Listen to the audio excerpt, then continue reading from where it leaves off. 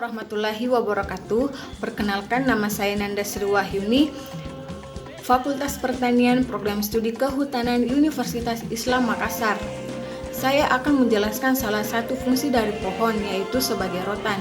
Rotan berasal dari bahasa Melayu yang berarti nama dari sekumpulan jenis tanaman famili Palmae yang tumbuh memanjat yang disebut Lepidocaryoideae. Lepidocaryoideae berasal dari bahasa Yunani yang berarti mencakup ukuran buah. Kata rotan dalam bahasa Melayu diturunkan dari kata raut yang berarti mengupas dan menghaluskan. Rotan merupakan produk hasil hutan bukan kayu yang berperan penting dalam meningkatkan pendapatan masyarakat sekitar hutan. Peran Indonesia sebagai produsen utama rotan kini bukan lagi sebagai pemasok bahan baku bagi industri mebel rotan di luar negeri, tetapi sudah beralih menjadi pemasok mebel rotan dan barang kerajinan. Laju pemanenan yang begitu cepat perlu diimbangi dengan upaya pelestarian berupa pemanenan dan efisiensi pemanfaatan. Hal tersebut sangat diperlukan agar kesinambungan pasokan bahan baku terjamin. Selain itu, perlu dilakukan pemahaman potensi hutan yang tersedia melalui pengenalan dan pemanfaatan jenis-jenis rotan yang terdapat di Indonesia. Dari 306 jenis rotan yang terdapat di Indonesia, baru 51 jenis saja yang dimanfaatkan secara komersial.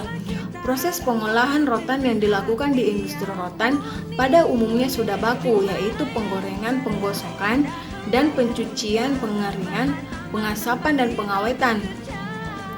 Berbagai upaya penyempurnaan tiap tahap proses pengolahan telah dilakukan agar kualitas produk rotan meningkat. Alih teknologi dalam proses pengolahan dapat diberikan kepada masyarakat pedalaman atau daerah untuk meningkatkan mutu yang dihasilkan dan menghindari kerusakan yang lebih besar akibat serangan jamur dan penggerek rotan. Untuk mencukupi kebutuhan rotan yang bermutu, perlu pengenalan jenis-jenis rotan yang kurang awet, tetapi perlu diawetkan terlebih dahulu, disertai dengan teknologi pengolahan yang tepat. Campur tangan pihak instansi penelitian untuk mendukung penyuluhan dan alih teknologi perlu diperluas secara intensif.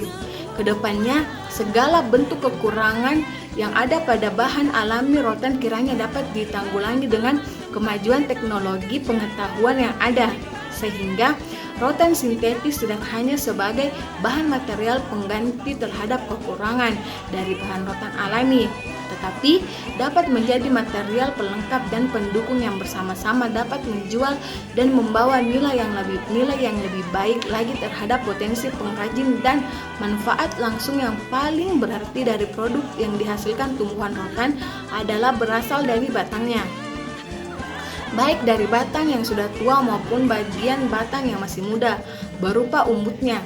Rotan sudah sejak lama dijadikan bahan untuk memenuhi keperluan bahan baku pewarnaan pada industri keramik dan industri farmasi.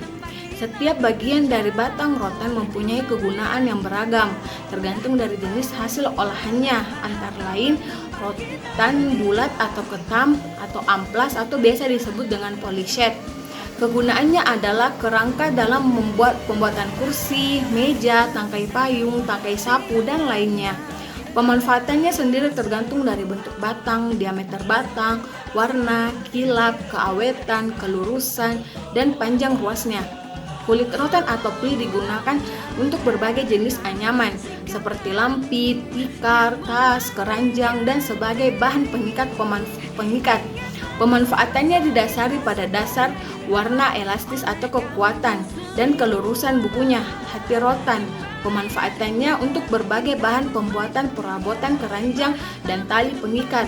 Penggunaannya didasarkan pada keelastisannya, tingkat keawetannya, serta kehalusan hasil serutan yang ada tidaknya cacat. Limbah yang dihasilkan dari proses pengolahan kulit dan hasil hati rotan masih dapat dimanfaatkan bagi memenuhi keperluan industri petasan, pengisian jok mobil atau kursi, dan lainnya. Sekian dan terima kasih, kurang dan lebihnya mohon dimaafkan. Wabillahi taufiq wal hidayah. Wassalamualaikum warahmatullahi wabarakatuh. Salam rimbawan.